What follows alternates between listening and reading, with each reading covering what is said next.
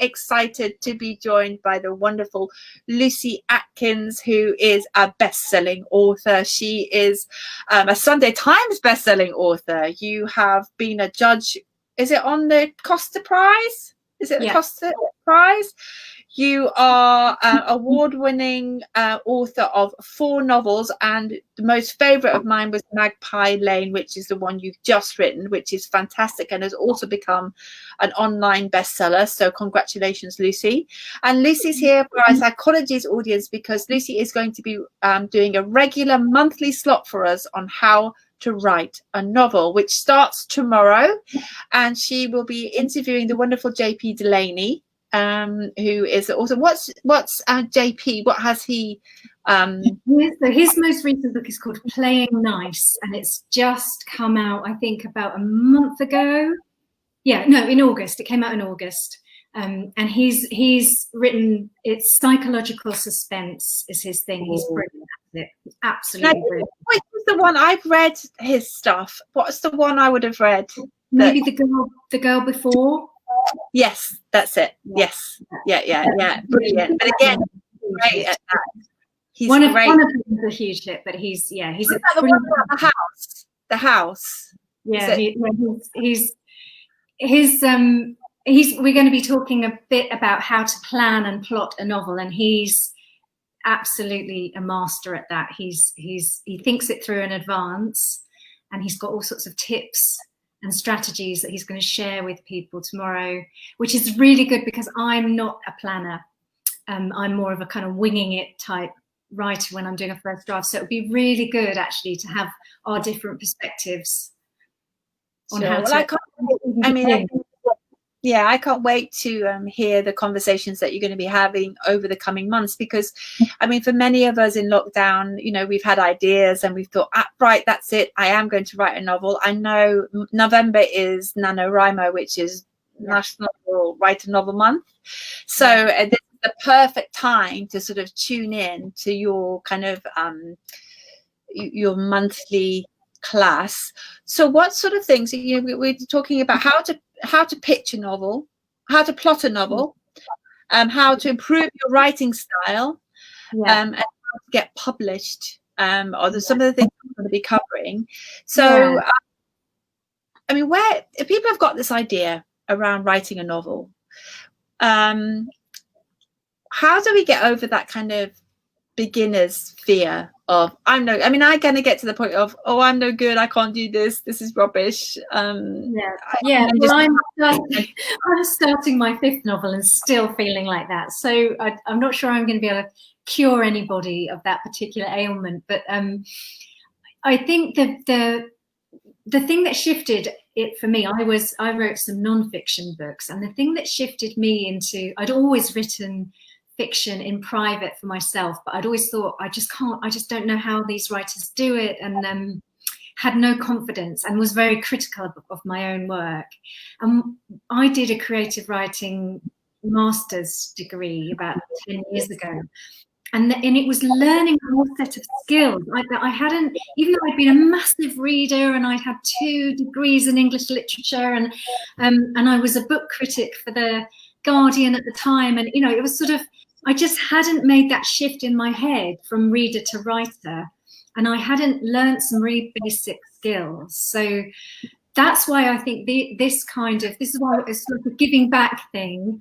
I love your dog. Sorry, Beth. It's like a joyful interview. I hope you don't mind.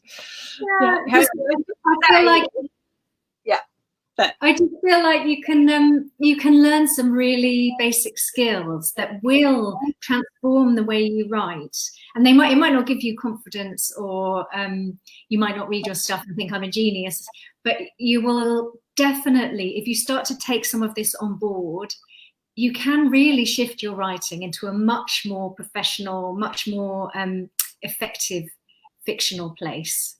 By learning. What kind of skills can we learn, and what kind of skills will you be teaching us over the next sort of 6 months?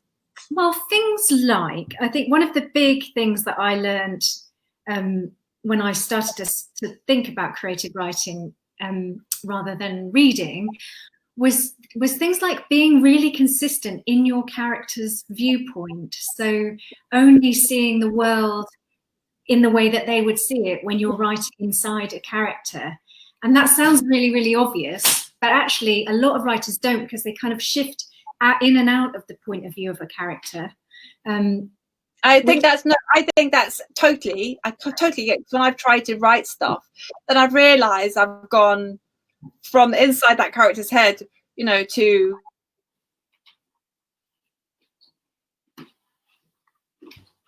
oh, I think you've hung. I hope that's not my Wi-Fi that's hung. Oh, okay, it's probably mine. But so point of view, that's a really good skill to learn. So what do we need to do to kind of make sure that we stay in our character's point of view, or if not, that we're going to be kind of a helicopter view? How do we keep an eye on that? Well, I think you've got to become, once you've written a first draft, you've got to become a really effective reader of your own work. And that is part of the big skill of writing, is rewriting and editing what you write. And I'm always absolutely flabbergasted and in awe when some writers do just sit down and write a whole book and don't really go back over it. And they tend to be writers who write maybe 2 books a year and have a massive kind of best-selling output where people just want a plot. But for most of us, you need much more of a kind of critical editing process where you're looking at everything you write and you're being really rigorous about, would my character, if she walked into a room, would she smell this or see this or react in this way or use those words in her thoughts? And there are lots of things like that are quite subtle, but they build up a really authentic sense of who a character is. And if you don't do that, you lose some of that authentic kind of power of the character. So I think we will do a session or 2 on character. Yeah, sure. That for me, that's obviously the most crucial, interesting thing about the book is the characters. And so many people don't go the extra mile. Well, I think that's absolutely true. So many, I talk about satisfaction at the end of a novel. You know, I like, oh, that was really satisfying. And for me, it's all about the character kind of learning what they need to learn or growing, or, you know, it's all about that. And when I was trying to write a novel myself, my characters were just so two-dimensional and ridiculous to me. I think I was really good at plot. I was like really fast plot and bang, bang, bang. And it was really, but the characters were just these really kind of fake. They were really fake. And I would read it back and I would think, okay, the plot's good, but I couldn't work it with because the characters were so flat. It was just so unsatisfying. It was absolute rubbish. And I think sometimes the problem is when you're reading something back, you're thinking, this is not working, but you don't know why it's not working. This is why it's so useful what you're going to be doing over the next 6 months with the How to Write a Novel class, which is, it will help us identify perhaps what's not working. That's what I would like people to come away with, is more of a sense of when they're reading their own. When you write a first draft, the characters can be 2-dimensional and crap. And it sounds to me like, hearing what you've just said, it's like you haven't actually finished your novel. You've just written a good first draft. You've got a plot. And now you need to go back and think, how do I make these characters work? How do I find the thing in them that is interesting to me? Because once you've found that thing about them that makes them individual, you've got something to work with. So I'd love people who come to these classes to come away with a set of skills for looking at their own work that will help them get from a crap first draft to something that actually really works and comes alive. And it won't be perfect, because no one's books are, but I want people to have those skills that they can kind of bring out the best in their own work. And to do that, you need to know certain things about the way that writing works. Sure. And again, I mean, I class myself as a writer and I'm a journalist, but it's that piece of you've got to learn how to, it's a whole new skill, isn't it, of writing a novel. And I think that's what's so encouraging about what you've always said, is that it is about learning a new skill, learning new skills, and then once you've got that, and then it's trying to forget all of that and just write, isn't it? And just get it out.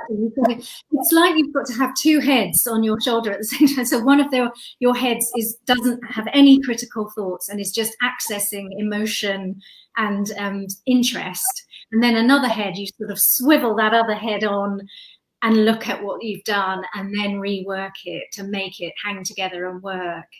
And it's amazing how much people change when they start to use and learn skills. I'm a teacher. I teach creative writing at Oxford University, and my students, it's a master's level course, and they tend to be the ones I work with one-to-one are in their second year, so they're quite advanced. But I see a huge change over the course of the year that we work together, just because I'm going over their work with them, pointing out, never put a cliche on the page. If you've heard it somewhere before, it's tired, it's a cliche, get rid of it. Things like that, and cut adjectives. Think about, how do people speak really? How do they really speak? Not how do you think they speak? And say your words out loud to yourself. And when I'm working with people one-to-one and can do it in that much detail, their writing can really change dramatically, really develop dramatically in a short time. Yeah. And just learn, that's, they're not a different person. They've got the same level of creativity, the same IQ. Yeah. They just learned skills that they didn't have before. But I think what I'm doing as a writer all the time. I'm still evolving all the time. And I absolutely am mortified when I look at some of my earlier books. I think, oh God, I'm making first book. I like your book. I love your first novel. I thought it was all about whales, and I loved it. I mean, we chose it as the psychology's. I know, it's amazing. It was great. We loved it. We started our book club off with your book, so I can imagine why writers are critical of their own work. No, I'd rather die than reread it. No, I get that. So in terms of, I know that a lot of people want to become a novelist, do you know what I mean, as a career option, but is it a good career option? Because is there what would you say? Because I think it's really, I love the idea of writing, but I find it really, really hard. And what kind of person would it suit? Is it only for introverts? I'm a terrible extrovert. I'm like, I'll just go talk to that person first. Yeah, that's I think it's probably an advantage. I'm an introvert, and it's probably an advantage to want to spend a lot of time on your own, because that's the reality. And I do feel I've started to do some teaching because I felt so lonely. It can be a really, really solitary world, and in order to get into your book and to really when you're in intense writing phases, it's just, you just have to be alone. There's no option really. So if you're a real extrovert who has to be with people all the time, that's tricky. But then there are lots of extrovert writers. But it's such a privilege. I can't complain about it. It's not easy, but then it's, God, of all the difficult jobs in the world, I would say it's on the easy end of the spectrum, in that you can sit under the pajamas all day. I know, but do you find, so your last book, Magpie Lane, you've got a really quite strong character in it who's a kind of professor at Oxford University, you know what I mean? And it's like, oh my God, he's so great as a character. It's really narcissistic and it's brilliant. But are you picking up inspiration from people? Where do you get your inspiration from for characters? Because even in your last book, the one about the Beatles, what was that called? The Night Visitor.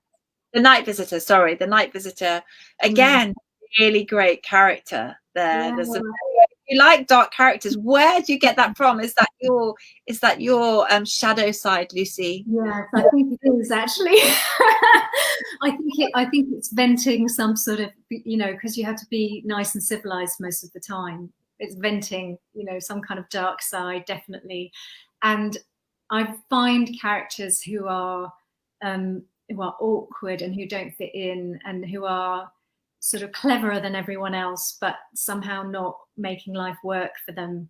I find them really interesting. That's the nanny character in Magpie Lane is one of those characters, as is my main character in The Night Visitor. They're both kind of women. One of them's older, but women in midlife who just don't really fit in, who see things in some ways, who see things incredibly clearly, and just life is difficult for them because they're not, smiling and being nice to everyone. And I think that's probably why, because I'm such a people pleaser, I think this is probably why I love your books, because you really nail that character who is not a people pleaser, who, as you say, is a little bit, yes, socially awkward, but also quite rebellious on a certain level as well. Yeah. And actually, last how as you've got this main character who the nanny, and the child's got it's, and she's this main suspect, but it's so, what you do is it's so moving. You create a kind of a character that you actually end up so rooting for, and feeling empathy for when you kind of get to know the character better. And I think that is a real skill. Do you feel like, have you done that kind of the psychological work because it feels like it's a very clever thing you do. You kind of present a character and then you take us deeper, and so that you understand and you have empathy. So what kind of psychological kind of investigations do you do on these characters? Is there a methodology you use? So there is. I've never been one of those people that people say, oh, you can write lists of what they have for breakfast and what sort of underwear they wear and things like that. And I've never come at them from that. That doesn't work for me at all. And annoyingly, the way that it seems to work for me is that I seem to just spend about 9 months writing and rewriting the first 5 chapters until I sort of am inside their head. And that's what I did last time with Magpie Lane, and it's what I seem to be doing again. And I wish I wasn't, because it's awful, and it's sort of futile, and you end up, the novel just never moves on. But I think that is how I get inside, how I find the character. I just have to keep writing inside their heads until they sort of start to take shape. Almost sounds really pretentious, but almost for themselves. They just start to they exist inside me. I know them. And then probably if you ask me what they had for breakfast every day, I might be able to tell you then. But yeah. But what I love, what you're actually saying here is, you're a real life writer. I feel a little bit in awe, and this is what you're doing every day. So as well as teaching the skills, and so this is the wonderful Lucy Atkins, and Lucy is going to be running a class for us over the next 6 months, once a month, with amazing writers. You've got JP Delaney coming tomorrow at 3:00 for a class, and I think you're going to be talking about a plot and how to kind of make that plot sizzle. But I think one of the things I find most useful when you're talking is that feeling of, because you always think, oh, there's a strategy and there's a 5-point plan and this is how you create a successful novel. But what I hear when I hear you talk about it is, yes, there are all these skills and we can learn them, but also there is a very kind of mysterious creative process that goes along underneath, and that kind of gives me comfort that there isn't a right way, and we've got to find our own way to do it. Well, that's where the interest lies, isn't it? Is finding what's inside you and what you want to express and what you're interested in the world.